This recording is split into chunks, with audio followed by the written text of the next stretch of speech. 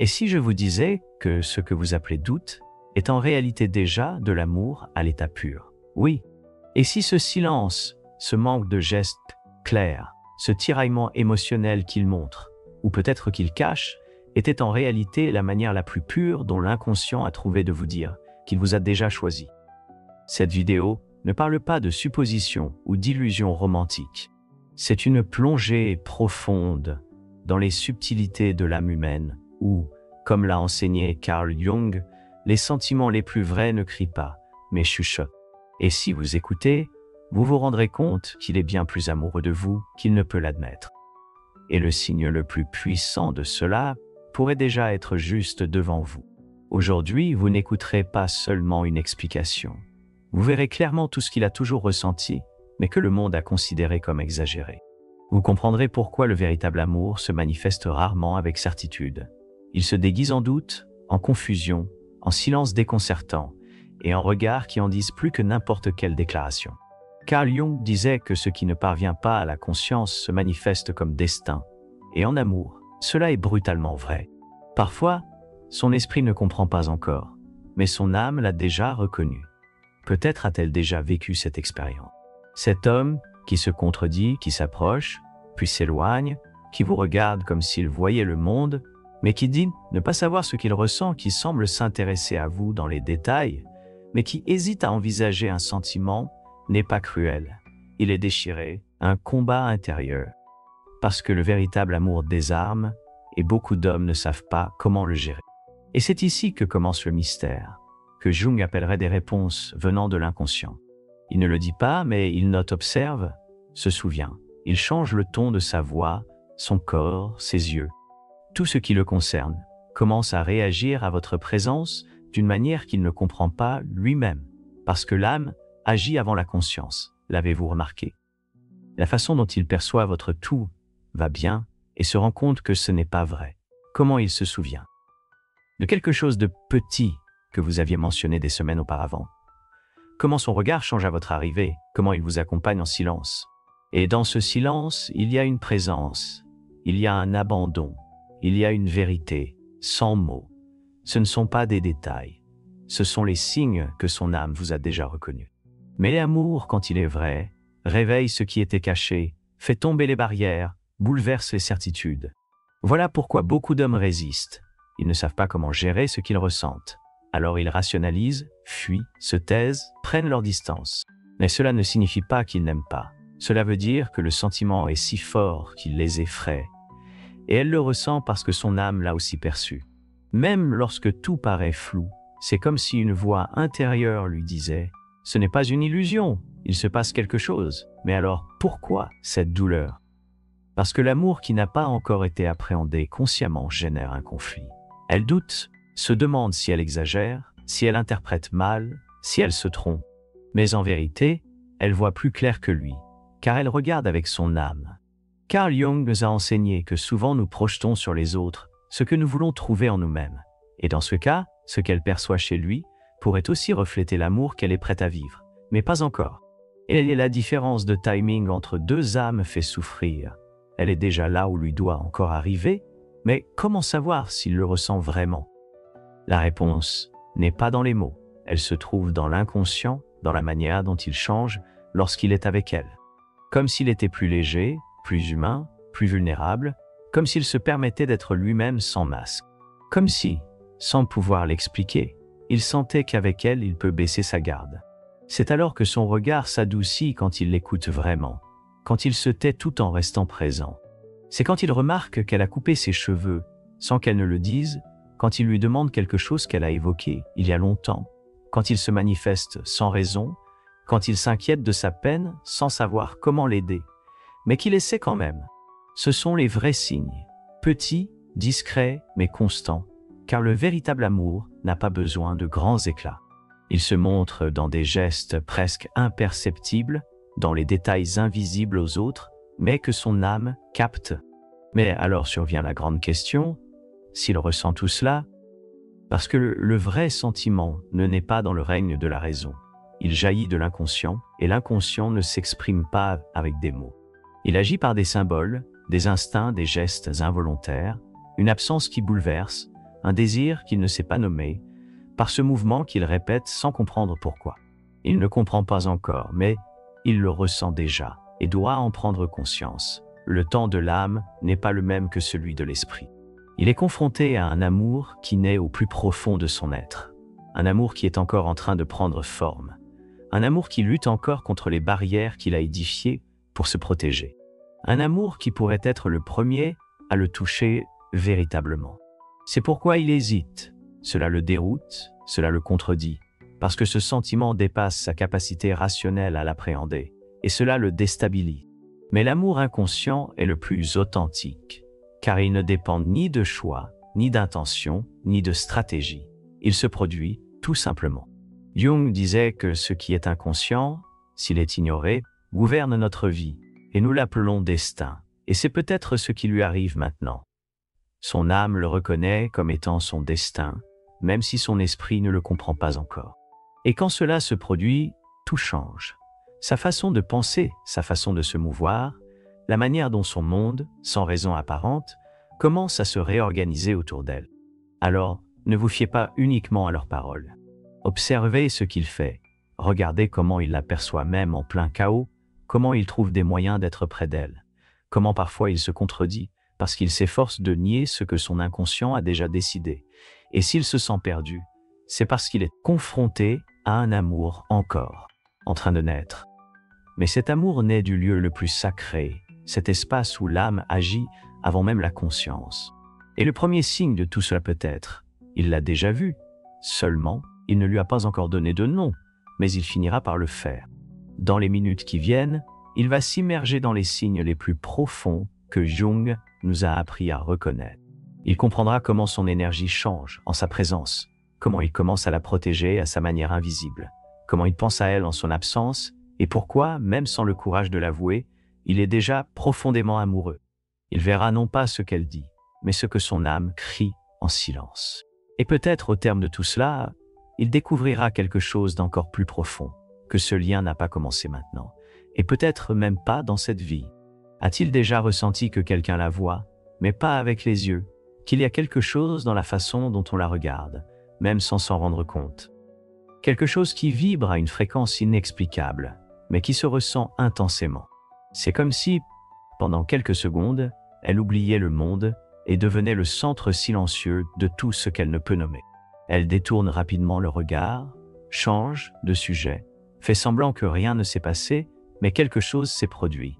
Son âme l'a accueilli. Le véritable amour, comme l'enseigne Carl Jung, n'entre pas par la porte de la logique. Il s'infiltre à travers les fissures de l'inconscient. C'est pourquoi les gens ne savent pas comment y faire face. Ils essaient de rationaliser, de le contrôler. Mais lorsqu'il s'agit de sentiments profonds, le contrôle est la première chose que l'on perd. Et ce qui vient ensuite, c'est ce qu'elle ressent en ce moment. C'est ce tourbillon silencieux où l'on comprend qu'il y a un lien, encore inexprimé, et peut-être qu'il ne le sera jamais. Car ce qu'il y a de plus intense entre deux personnes ne se manifeste pas toujours par des mots, mais dans la manière qu'il a de la regarder lorsqu'il pense qu'elle ne regarde pas.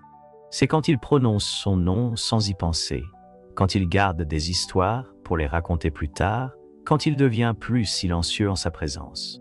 Mais ce silence est différent. C'est une présence, pas une absence. Ce sont des instants où l'âme parle, et elle le ressent, même si personne d'autre ne peut le voir. Combien de fois s'est-il retrouvé à se rappeler un petit geste, un moment où il est soudainement apparu, ou quand il s'est inquiété pour elle à cause d'une chose minime, presque anodine, ou quand il s'est tu, mais est resté là, ou quand elle a pleuré intérieurement et qu'il semblait le deviner même sans qu'elle ne dise rien. Ce sont des signes d'un amour qui naît dans l'inconscient et qui souvent reste là, sans jamais devenir une déclaration. Mais si c'était déjà de l'amour? Et si cet homme, qui la trouble par ses paroles, lui avait déjà tout avoué dans ses silences? Parvient-elle à se souvenir d'un moment où il l'a défendue en public, même subtilement? Ou quand quelqu'un parlait d'elle et qu'il la regardait autrement, comme si quelque chose le tourmentait à l'intérieur? Ces petits instants sont des fenêtres. Son âme crie à travers ces détails, mais lui ne le sait pas encore. Son esprit essaie encore de se protéger. Peut-être a-t-il déjà été blessé dans le passé. Peut-être qu'il a appris que la vulnérabilité est une faiblesse. Peut-être ne sait-il même pas comment gérer quelque chose d'aussi authentique. Car oui, quand une personne ressent quelque chose de vrai, quelque chose en elle se brise, puis se reconstruit. Peut-être ne s'en rend-il pas compte, mais il est déjà en train de changer.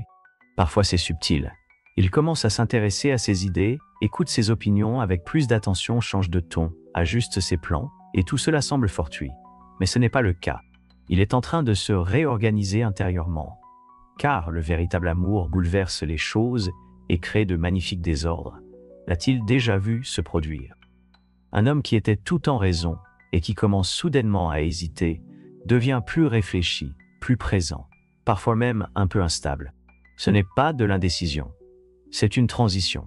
C'est son inconscient qui travaille à démanteler les anciennes défenses pour faire de la place à ce qui est en train de naître, l'image d'elle dans son monde.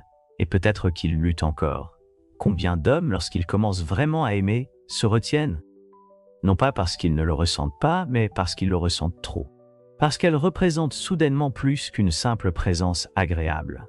Elle incarne une transformation, une possible rupture avec ce qu'il pensait être. Inconsciemment, elle lui demande de faire un nouvel examen de conscience, de se regarder lui-même, et cela l'effraie. C'est pourquoi il se contredit. C'est pourquoi il se rapproche, puis disparaît. C'est pourquoi parfois il semble distant, mais réapparaît juste au moment où elle est sur le point d'abandonner. Ce n'est pas une coïncidence, c'est une réaction. Lorsque l'âme rencontre un miroir, elle est effrayée, mais aussi fascinée, et elle revient toujours. Jung parlait du processus d'individuation comme du chemin par lequel nous devenons vraiment nous-mêmes. Et ce processus ne commence que lorsqu'un événement ou une personne nous déstabilise suffisamment pour briser nos masques. Et elle pourrait être cette personne pour lui, car la façon dont elle touche son monde est inhabituelle. C'est comme si elle avait activé en lui une fréquence dont il ne savait même pas qu'elle existait, et il la ressent, mais ne sait pas encore comment la nommer. C'est pourquoi il change.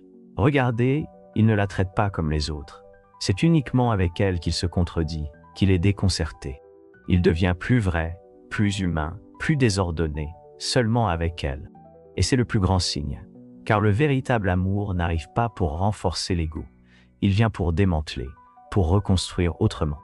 Peut-être attend-il un geste clair, un « je t'aime » explicite, mais peut-être a-t-il déjà reçu quelque chose de bien plus grand, une reddition involontaire. La façon dont il se positionne, quand il est près d'elle, comment il essaie de la protéger des petits désagréments, comment il s'inquiète de sa routine, comment il l'inclut sans même s'en rendre compte, comment il cherche son regard même dans le silence. Ce n'est pas un jeu, c'est une âme en mouvement, et c'est pour ça qu'elle se sent confuse. Parce qu'elle voit tout cela, mais ne ressent pas la confirmation. Mais elle ne se trompe pas. Elle voit avec le cœur et au fond, elle le sait, l'amour le plus profond arrive rarement avec des mots. Il arrive avec des gestes, des vibrations, des sensations. C'est quand elle entend son rire et qu'il sourit tout seul. C'est quand elle est triste et qu'il veut la prendre dans ses bras, même s'il ne sait pas pourquoi. C'est quand elle n'est pas là mais qu'il l'emporte encore dans son esprit, dans son corps, dans sa façon d'exister. Et si ce n'est pas de l'amour, qu'est-ce que c'est? Beaucoup de personnes, ne sachant pas comment nommer ces signaux, finissent par les ignorer et s'éloignent. Elles perdent, renoncent, mais pas elle. Elle l'a ressenti, elle l'a vu, et maintenant, elle doit décider quoi en faire. Parce que peut-être qu'il n'est pas encore prêt à avouer, mais elle est prête à comprendre. Et la vérité est que quand deux âmes se rencontrent à ce niveau, elles sont déjà unies, même sans étiquette, sans définition, sans promesse. Et cette danse, silencieuse, est ce que nous appelons le destin. Mais pour y faire face, il ne suffit pas d'avoir de l'intuition. Cela nécessite un équilibre émotionnel, de la clarté des pieds bien ancrés au sol, un cœur sensible, oui, mais aussi centré. Parce que ressentir tout cela sans être préparé peut faire mal. C'est pourquoi, si elle sent que cette connexion touche des endroits profonds en elle, peut-être est-il temps de chercher quelque chose qui l'aide à approfondir cette connaissance de soi, pour soutenir sa paix, même au milieu d'un amour qui n'a pas encore atteint la surface. Le book « Méthode lutte de Jung » 5 minutes par jour pour la paix intérieure et la clarté d'esprit. C'est conçu exactement pour ça, pour lui offrir un espace intime, pour se reconnecter avec elle-même, un parcours léger et transformateur, pour accéder à la force de son âme, alors que tout semble incertain à l'extérieur. Ici, elle trouvera des pratiques basées sur les principes de Jung qui s'adaptent à sa journée, mais qui touchent profondément ce qu'elle ressent. Si cela a résonné en elle, le lien se trouve dans la boîte de commentaires jointe à cette vidéo. Peut-être est-ce l'étape qu'il attendait pour transformer l'attente en force et ce doute en présence. S'est-il déjà demandé pourquoi, parmi tant de personnes, c'est uniquement avec elle qu'il change? Pourquoi avec les autres, il semble tout maîtriser, mais quand il est avec elle, quelque chose en lui se désamorce. Comme si son bouclier tombait même si ce n'est que pour quelques secondes. Et durant ces instants, il devient entier, sans même en être conscient. La vérité, c'est que lorsque deux âmes se reconnaissent, le corps parle avant l'esprit, souvent de façon confuse. Parfois cela se manifeste par des hésitations, des bégaiements, un rire sans raison, ou ce silence gênant qui, finalement, en dit plus que 1000 mots. Mais a-t-il remarqué ces signes, ou, comme beaucoup, attend-il des paroles alors que son âme crie déjà? Carl Jung disait que parfois l'inconscient doit créer des symptômes pour faire émerger la vérité, et en amour, ces symptômes apparaissent dans des comportements, des changements de routine, des gestes impulsifs, des attitudes qu'il essaie même de cacher mais ne peut réprimer. S'est-il déjà rendu compte s'il l'évite? A-t-il noté s'il évite de la regarder trop longtemps, ou au contraire, s'il la regarde lorsqu'il croit qu'elle ne regarde pas? C'est l'un des signes les plus courants de l'amour inconscient. Le regard non contrôlé, ce regard qui s'échappe involontairement, qui surgit sans filtre. Il la voit comme quelque chose de sacré, puis se détourne par peur de se perdre. Réfléchissons ensemble, pourquoi fait-il cela? Parce qu'à ce moment précis, dans ce moment de vérité, il se sent vulnérable. Et pour beaucoup d'hommes, la vulnérabilité est un territoire interdit, non pas parce qu'ils ne la ressentent pas, mais parce qu'ils ont appris que ressentir est une faiblesse, que se livrer, c'est perdre le contrôle, que véritablement aimer, c'est devenir un otage. Mais si c'était faux, et si le vrai pouvoir appartenait à ceux qui ressentent tout, mais restent malgré tout? Si cette question vous touche, commentez ci-dessous avec « Je vois au-delà des mots ». Je veux savoir combien de personnes sur cette chaîne ressentent avant même de comprendre. Ils reconnaissent même dans le silence ce que l'autre n'arrive pas à exprimer. Car oui, elle n'est pas seule et peut-être que lui non plus. Ce genre de connexion, celle qui transforme même sans nom, est rare. Cela n'arrive pas souvent ni à chaque coin de rue, et c'est pour cela que cela fait peur. Elle pourrait aussi essayer de suivre une routine. Elle peut se comporter comme si rien n'avait changé, mais en elle, tout est différent. Elle a remarqué qu'elle commence à devenir plus attentive, comme si elle se préoccupait d'elle, d'une manière qu'elle ne comprend même pas, comme si elle veillait à son bien-être, même sans le dire. Ce n'est pas seulement de la gentillesse, c'est un instinct protecteur. C'est son inconscient qui commence à l'intégrer dans son monde comme une partie essentielle, pas simplement circonstancielle. Il y a quelque chose en elle qui s'éveille seulement quand elle est là. Une sorte de présence qui apaise, mais qui active aussi. Une énergie qui bouleverse les choses, mais qui en même temps les reconstruit. Voilà pourquoi elle disparaît parfois, non pas parce qu'elle ne le ressent pas, mais parce qu'elle le ressent trop. Elle a besoin de s'éloigner pour tenter de revenir à la normalité, pour remettre tout en ordre. Mais ce qu'elle ne réalise pas, c'est que la normalité n'existe plus. Elle est déjà entrée dans son champ émotionnel. Elle a déjà touché une couche qu'elle ne peut plus ignorer. Et cela change tout, même la façon dont elle commence à l'inclure sans s'en rendre compte, comme lorsqu'elle parle de projets pour l'avenir. Et elle est implicitement présente comme lorsqu'elle partage un souvenir, une chanson, un film, et c'est la première personne avec qui elle veut les voir, les écouter, les ressentir. Et elle le sent, elle sent que quelque chose a changé, mais peut-être qu'elle doute encore, parce qu'elle ne l'a pas encore dit ouvertement, parce qu'elle hésite encore. Elle hésite encore, elle se cache encore, et c'est là que réside la clé du mystère. Le véritable amour dans sa phase la plus initiale et la plus brute se manifeste rarement comme une certitude. Il arrive comme une rupture intérieure, un malaise, un déséquilibre. Parce que tout ce qui était avant ne s'adapte plus et tout ce qui viendra n'est pas encore prêt. À ce moment-là, elle est le lien entre ces deux versions d'elle-même, le pont entre ce qu'elle était avant de le rencontrer et ce qu'elle pourrait devoir devenir pour rester. Et ce n'est pas rien. Voilà pourquoi elle peut paraître plus sensible, plus distraite, d'une certaine façon plus introspective, parce qu'une part d'elle est ailleurs. Elle digère ce que son âme a déjà compris, mais que son ego résiste encore à accepter. A-t-elle vécu cette expérience? A-t-elle ressenti ce type de présence absente? Écrivez dans les commentaires. Partager peut aider d'autres personnes qui vivent exactement la même expérience. Et si elle ne l'a jamais vécue, peut-être la découvre-t-elle maintenant pour la première fois. Faites attention. Aimer quelqu'un qui est encore enfermé dans ses propres murs demande de la force. Une force sereine, silencieuse, mais ferme. On ne peut pas forcer sa conscience à mûrir avant le temps, mais on peut observer avec compassion, avec douceur, avec respect pour le rythme de son âme. Et pendant ce processus, elle aussi va changer. Elle découvrira qu'elle devient plus attentive, plus intuitive. Elle commencera à ressentir le monde de l'intérieur, à lire entre les lignes ce que personne d'autre ne remarque. C'est l'amour qui la rend plus vivante, et en même temps plus seule, car il est difficile de porter un sentiment qui n'a pas encore trouvé de nom chez l'autre. Il est difficile d'aimer en silence, d'attendre sans promesse, de prendre soin sans réciprocité claire.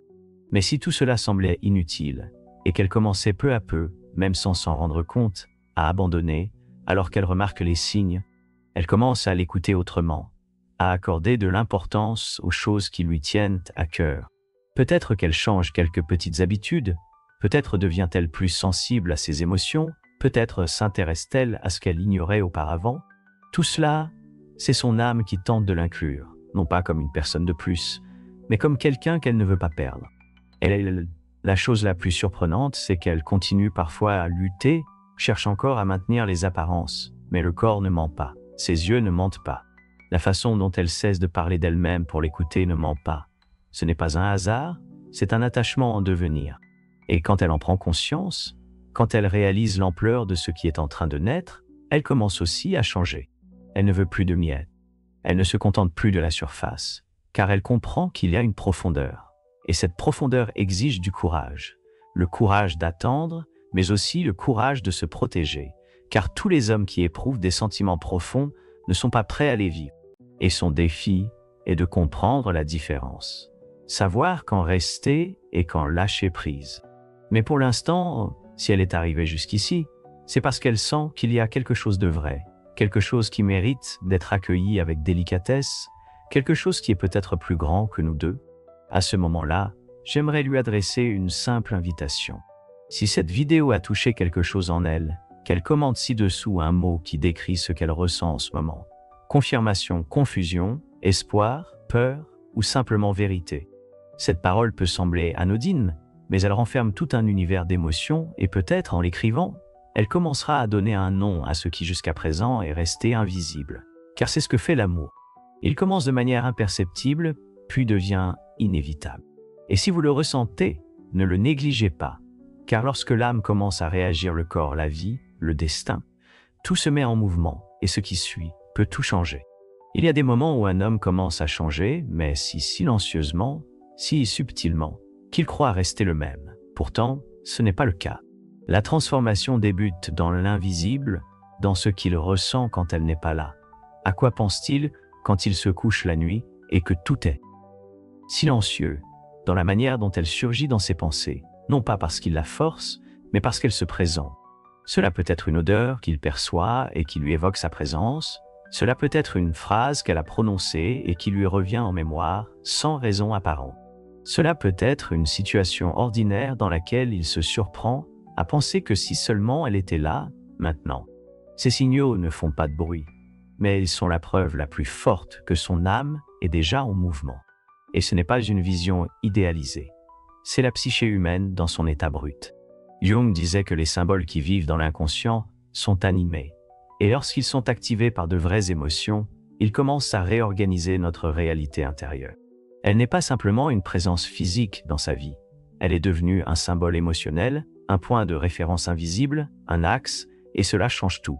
Avez-vous déjà entendu parler de l'effet Zeigarnik? C'est un phénomène psychologique avéré qui révèle ceci. Notre esprit tend à se souvenir plus vivement des tâches inachevées que de celles déjà accomplies. Maintenant, prenez un instant pour réfléchir.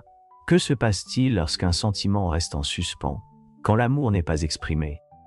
Lorsqu'on ressent un lien, mais qu'on ne le verbalise pas, cela devient une présence constante, un cycle ouvert, une vibration qui insiste pour revenir.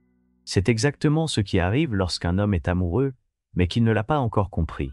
Elle reste dans son esprit comme une séquence inachevée, et par conséquent, tout ce qui le concerne continue de revenir à elle, même s'il tente de le nier à elle.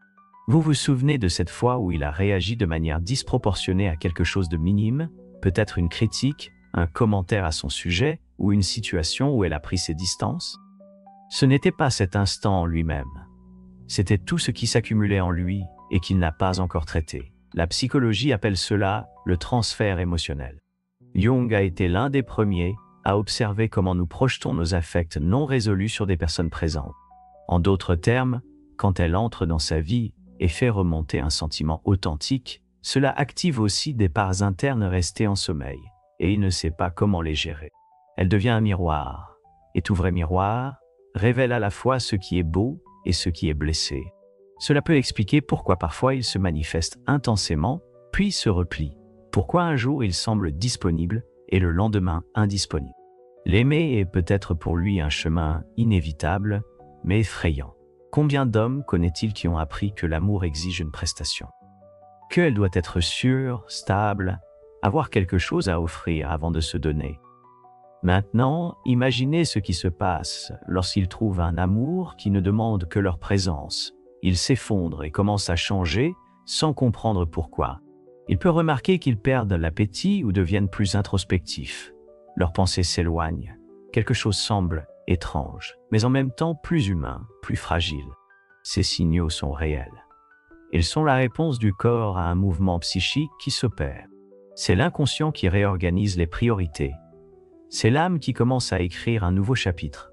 Et dans ce chapitre, il y a « Mais comment savoir si ce changement est réel et s'il a un lien avec elle ?» Encore une fois, remarquez que lorsqu'elle n'est pas là, s'il évoque son nom dans des conversations informelles, si quelque chose se produit et qu'il se dépêche de le lui dire. Si dans des moments de joie ou de douleur, son premier réflexe est de chercher sa présence, même sans contact, alors elle fait déjà partie de sa structure émotionnelle.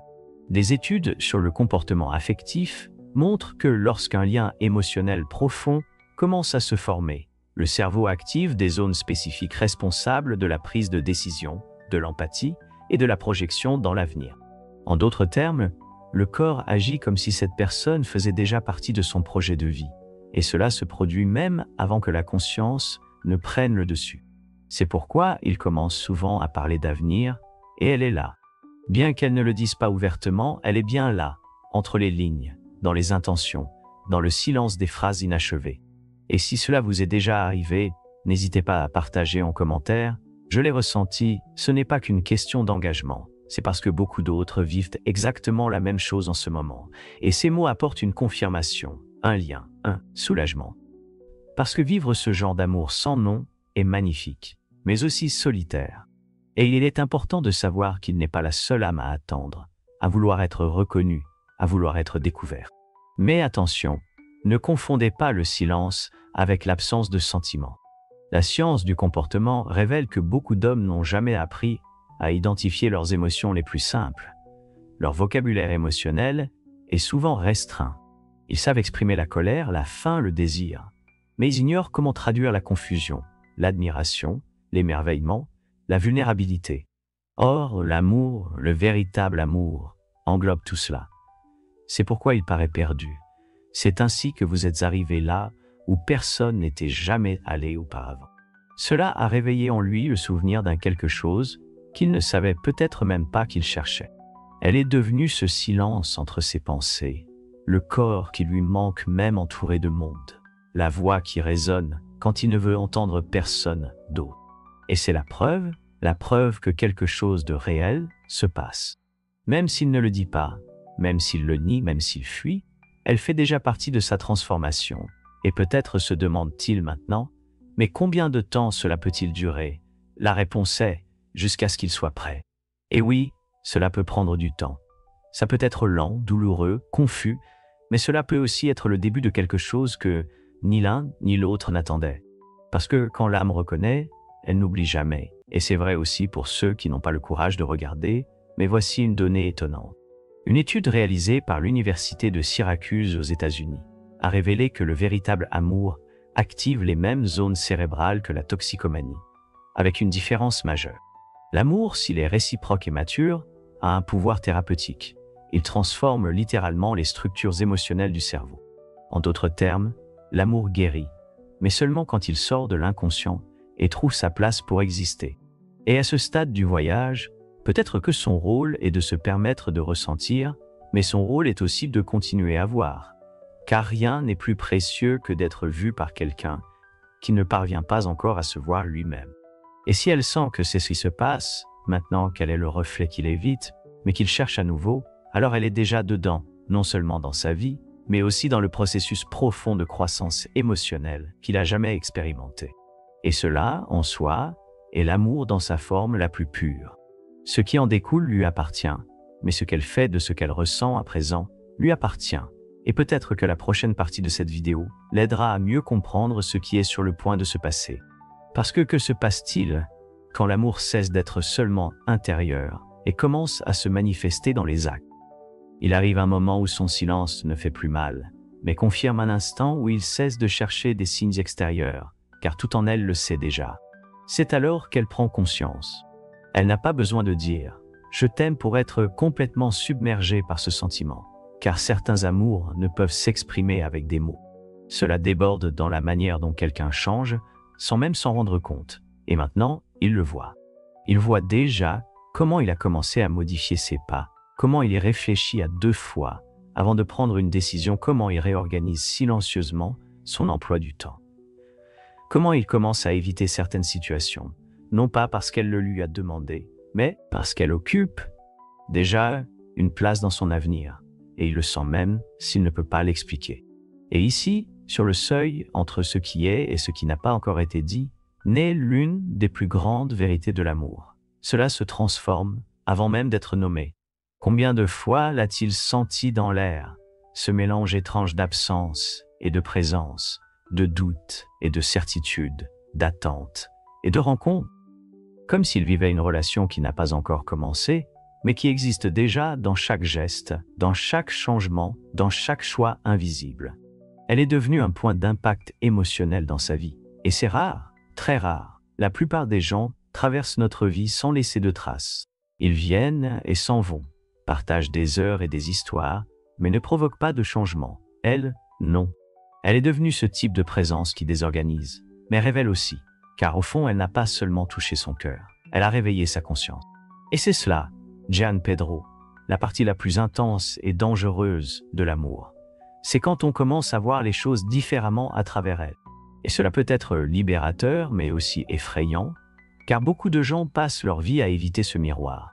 Ils préfèrent des relations superficielles, des rituels répétitifs et des liens prévisibles. Mais elle est arrivée, avec son silence qui écoute, sa présence qui parle, sa manière de toucher sans envahir. Et il l'a ressenti, même s'il a résisté, même s'il le nie, même s'il essaie de le rationaliser. Parce que l'âme ne peut pas être réduite au silence par la logique. Et peut-être cherche-t-il maintenant à maintenir un ordre intérieur, trouvant des excuses, se disant que ce n'est qu'une amitié, qu'elle mérite quelqu'un de mieux, qu'il ne peut pas lui offrir ce qu'elle attend. Mais tout cela n'est qu'une résistance. C'est l'instinct d'autoconservation face à ce qui est trop grand pour être contrôlé.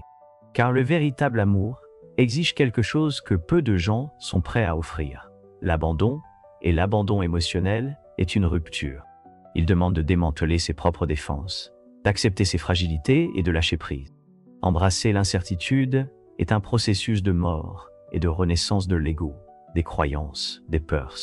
Il en prend conscience quand il commence à s'éloigner des anciennes versions de lui-même.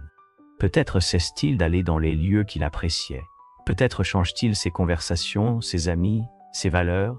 Il commence à se poser des questions, à revisiter ses souvenirs, à revoir ses choix, et elle est au centre de tout cela, non pas comme une personne exigeante, mais comme une source d'inspiration. C'est là toute la différence. Elle n'a rien forcé, elle était simplement là, et cela en soi a déclenché la métamorphose. On voit ce processus dans les gestes les plus simples. Quand il l'écoute avec attention, quand il la regarde avec ce silence chargé, quand il montre sa vulnérabilité, même si ce n'est que pour un instant, Quand il reconnaît une erreur, quand il dit « Je ne sais pas comment gérer cette situation, mais j'essaie ». Ces phrases, ces moments sont plus sincères que n'importe quelle déclaration prétendue. Car l'amour qui transforme ne se part pas de perfection. Il se révèle dans l'humanité brute, dans les failles, dans les fausses notes. Et si vous êtes arrivé jusque-là, c'est que vous avez tout vu. Et il a continué à rester. Elle est restée quand il aurait été plus facile de fuir. Elle a ressenti quand il aurait été plus confortable d'ignorer. Elle a choisi de voir, même s'il ne lui a offert aucune garantie. Et c'est ça le courage.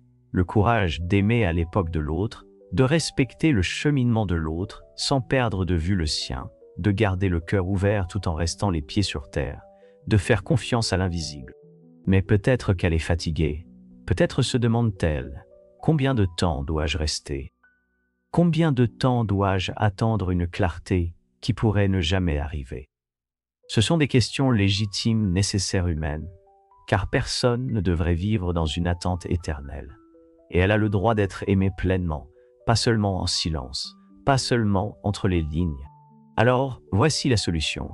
La clarté qu'elle cherche en lui doit commencer par elle. Elle doit se demander, cet amour, même sans nom, me fait-il grandir? Me rend-il plus consciente, plus fidèle à moi-même? Ou m'enferme-t-il dans un rôle qui me rabaisse?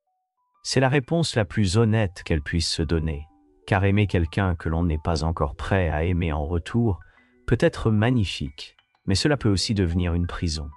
Jung nous rappelle que tout ce que nous refusons en nous-mêmes se projette sur les autres. Peut-être voit-elle en lui une part d'elle-même qui veut se réveiller. Peut-être représente-t-il son inconscient, ce côté non vécu, non exploré. Et en le regardant, elle se voit elle-même. Et cela change tout. Car lorsqu'elle comprend que l'amour qu'elle éprouve pour lui est en partie le reflet de l'amour qu'elle doit se porter à elle-même, le jeu change. Elle cesse d'attendre un retour et commence à prendre soin de ce qui lui appartient. Elle arrête de chercher des réponses à l'extérieur, commence à construire une clarté intérieure et, à partir de ce moment, quelque chose de magique se produit. Elle n'a plus besoin de garantie, car elle est devenue sa propre certitude, et c'est alors qu'elle le ressent. Elle perçoit que quelque chose a changé, elle n'est plus prisonnière des attentes. Elle est libre entière et paradoxalement, c'est à ce moment-là que beaucoup d'hommes s'approchent d'elle, car ils réalisent, même inconsciemment, que la femme qui avait besoin d'une réponse est désormais elle-même une réponse. Elle devient le centre de gravité de sa vie, et cela attire soit ceux qui sont prêts, soit effraie ceux qui ne le sont pas encore. Mais dans les deux cas, elle gagne, car elle ne s'est pas perdue, elle ne s'est pas effacée, elle ne s'est pas modelée pour s'adapter à l'univers émotionnel de quelqu'un qui ne sait pas encore ce qu'il ressent. Elle est restée fidèle, et c'est ça, Joan Pedro, le véritable miracle de l'amour conscient, c'est quand on aime sans se trahir soi-même. Maintenant, si vous êtes arrivé jusque-là dans la vidéo sans réfléchir, comment pouvez-vous transformer toutes ces sensations, cette sensibilité, cette prise de conscience en un plan de vie pratique? Comment pouvez-vous appliquer ce que vous avez appris, ce que vous avez ressenti, ce que vous avez vu chez cet homme pour vous renforcer, non seulement pour mieux le comprendre, mais aussi pour créer en vous l'espace dont ce type d'amour a besoin pour s'épanouir. Un espace de présence, de discernement, d'attention, non seulement envers l'autre, mais surtout envers vous-même. Si vous sentez que vous êtes prêt pour cela, ce qui viendra ensuite sera profondément transformateur, car maintenant, plus que jamais, il est temps d'agir plutôt que de simplement ressentir. Et peut-être pour la première fois, vous serez prêt à le faire d'une manière nouvelle, authentique, sereine, inébranlable. Quand tout se tait, que reste-t-il? Quand le contact diminue, que les gestes cessent, que les mots que vous attendiez n'arrivent pas, que reste-t-il en vous? S'il y a une chose que Carl Jung nous a enseigné sur les sentiments profonds, c'est qu'ils ne se dispersent pas avec le temps. Ce qui est vrai ne s'évapore pas. Cela se transforme, mûrit, ou, dans certains cas, nous fait grandir, même si cela ne se concrétise jamais. C'est pourquoi ce que vous avez ressenti, et tout ce que cette vidéo vous a révélé, doit désormais quitter le domaine de la réflexion, et se traduire en action. Parce que la douleur de ce qui n'a pas été dit, de ce qui n'a pas été vécu, de ce qui est resté en suspens, ne peut pas être guéri en attendant. On guérit avec la conscience, avec une direction, et c'est exactement ce que nous allons faire maintenant. Voici le plan stratégique émotionnel et concret, conçu pour vous qui souhaitez intégrer profondément tout ce que vous avez compris jusqu'ici. Un plan né de l'écoute de votre âme et du courage de ne pas abandonner, même lorsque l'autre personne ne sait pas encore comment vous rejoindre. Première étape, acceptez ce que vous ressentez sans filtre. Avant de poser le moindre geste, reconnaissez honnêtement ce que vous éprouvez vraiment pour lui, sans juger, sans idéaliser, sans minimiser. Est-ce du désir, de l'amour, de l'identification, un besoin ou une combinaison de tous ces éléments? Donner un nom à ces sentiments est le premier acte de pouvoir de l'âme. Jung disait que ce qui ne devient pas conscient nous gouverne comme un destin, et cela vaut aussi pour ce que vous ressentez. Prenez papier et stylo, écrivez à la main tout ce qui vous passe par la tête, ce que vous n'avez jamais osé dire, ce dont vous avez honte d'admettre, ce qui vous émeut et ce qui vous paralyse. Lisez-le ensuite à voix haute pour vous-même. C'est votre véritable point de départ. 2. Définissez quelle partie de cela vous appartient et quelle partie est une projection. Souvent, nous percevons chez les autres ce que nous souhaitons incarner en nous-mêmes. Ils deviennent un symbole, une représentation d'une part de notre âme encore endormie. Alors, demandez-vous ce qui vous attire tant chez eux, ce qu'ils symbolisent pour vous. Quelle part de vous se révèle en leur présence? Peut-être incarne-t-il une sensibilité que vous cachez ou une profondeur que vous ne trouvez pas chez les autres. Peut-être cela résonne-t-il avec votre propre essence, d'où cette attraction magnétique. Mais comprenez ceci, il se peut que la majeure partie de ce que vous ressentez soit un appel intérieur, une façon pour votre âme de dire « prends soin de moi ». 3. Créez des rituels d'ancrage émotionnel. Tant qu'il n'a pas pris de décision, tant que son silence résonne encore en vous, vous devez édifier un centre stable en vous-même. Commencez par des rituels simples, 5 minutes par jour dans le silence, en ressentant uniquement votre corps. Une playlist qui vous connecte à vos émotions sans vous perdre. Une affirmation par jour, je suis l'espace où l'amour se révèle. Un moment par semaine pour écrire une lettre à lui, que vous n'enverrez pas. Écrivez ce que vous ressentez, laissez parler votre âme. Cela vous évite de sombrer dans l'absence et vous reconnecte à l'amour le plus essentiel, le vôtre. 4. Évaluez vos interactions sans illusion, simplement en restant présente. Observez calmement, sans précipitation, ni besoin de tout comprendre. S'approche-t-il vraiment de vous? Vous écoute-t-il avec tout son être?